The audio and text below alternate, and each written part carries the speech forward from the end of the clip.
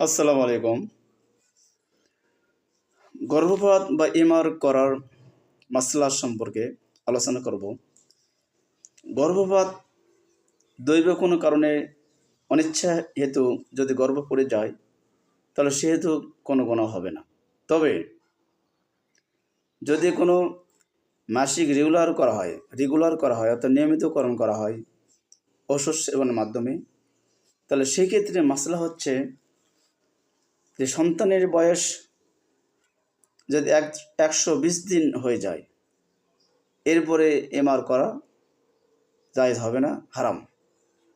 এর আগে যদি কোনো ব্যক্তি এমআর করতে যায় তাহলে ওই সন্তানের যদি হাত পা নখ কিছুটা হয়ে থাকে তাহলে তাকে দাফন করতে হবে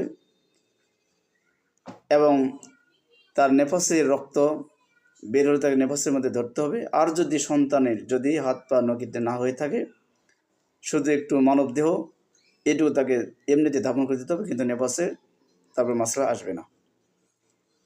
আর একথা অবশ্যই মনে রাখতে হবে, সন্তানের বয়স 120 দিনে উঠতে গেলে তখন আর এমন করা বা গর্ভপাত করা কখনো সম্ভব হবে না, অর্থাৎ নাজায়েজ, হারাম।